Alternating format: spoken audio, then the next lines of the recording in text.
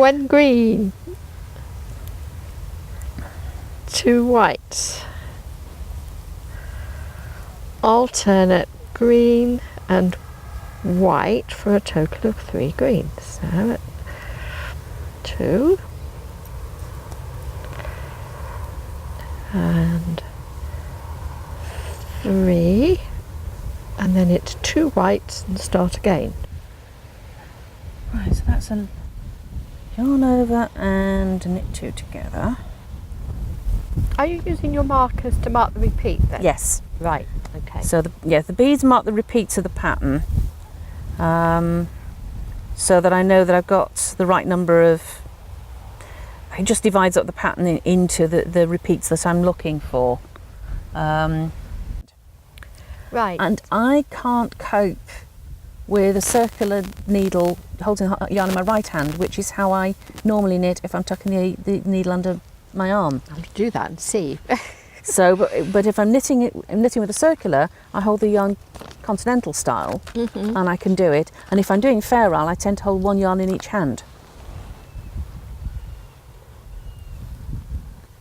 I don't know. I'm going to have to see what I do. So when Mum did that trendy sweater with the circular fair roll yoke, do you think she didn't use a circular needle? Well, she may have done, but she may have just used several pairs of double-pointed needles. Yes. Because that was the way, because going back to early days of knitting, when they were knitting things like petticoats in the round, they would use 12 or 14 double-pointed needles. Gracious. And just knit off one and on to the next. And this is the very traditional Shetland, which is made on garter stitch ground, so there are no pearls in this.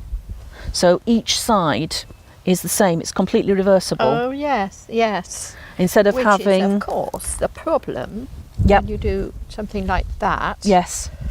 And then there's a wrong side. There's a wrong side. And I quite like the wrong side, but you know. Yes.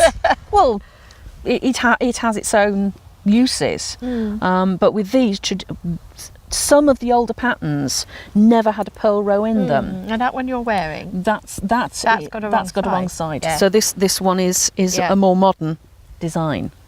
But this one, the other advantage with the garter stitch ground to the lace, because it's going to be stretched out so far, you can't actually see that the decreases for the lace are not matched. So the whole thing is knit 2 together, and there's no compensating leaning decrease. And a lace border that goes all the way around. And when I come to knit the border on, I will be able to pick up 1 stitch for every 2 rows I've done across, and that will be very consistent. Because of the Whereas if it's a stocking stitch, I'd have to fudge it because there's not a perfect match. So, but a lot of the older patterns that they see in books, you can't believe that somebody actually thought that out. That will have evolved, won't it? Yeah. From trial and error, definitely. Yes. Yeah. When did you start doing lace then? When did you start knitting lace? My very first project, when I was 16, and I made a jumper in a Victorian leg of mutton style with the big puff sleeves and the high little Edwardian collar, a 30-row repeat. Took me about 6 months, but by the time I finished it, I could knit. And did you ever wear it? I wore it till it felt it. Oh, that's good. I in fact finally got rid of the remnants of it a couple of years back. And I can't remember learning to knit, but my mother knitted, my grandmother knitted, my godmother knitted, you know, she taught me to sew, so I'm sure I can remember learning to crochet, but not learning to knit. And it was, we all had hand knitted school jumpers, so it was done, people knitted of necessity, really. Yes. And I know I longed for a bought school jumper because they were so much more stylish, I thought.